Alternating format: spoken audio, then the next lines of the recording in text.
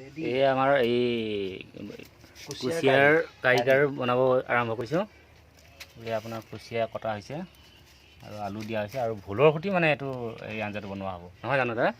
হয় হয়। আৰু ইয়াত তেল ঢলা হৈছে আৰু মছলা পাতি আমাৰ বেছি নাই, লোকেল খানা যেতিয়া নিমখ হালধি চিকেন মছলা এয়া সৰু সৰুকৈ আদা হেৰি কৰা হৈছে।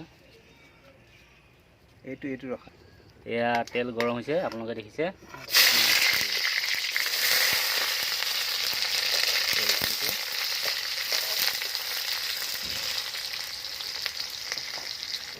পিঁয়াজ ভজা হৈ গ'ল, তেজপাত দিয়া হৈছে, লগতে আপোনাৰ আদা ৰচুন দিয়া হৈছে। অলপ লৰাই দিয়া যাব। ইয়াত নানান ধৰণৰ মছলা দি থকা হৈছে।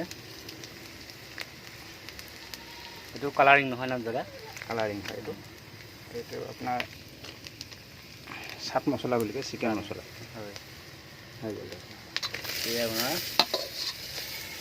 কুচিয়া দিয়া হৈছে, নহয় জানো? হয়।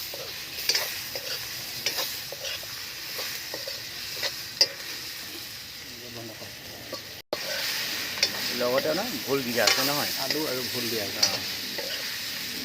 দেখিলে হৈছে নহয়? মোৰ জিভা পানী পৰি আছে কিন্তু দেই। আপুনি ইমান ধুনীয়াকৈ বনাইছে, মোৰ খাওঁ খাওঁই লাগিছে।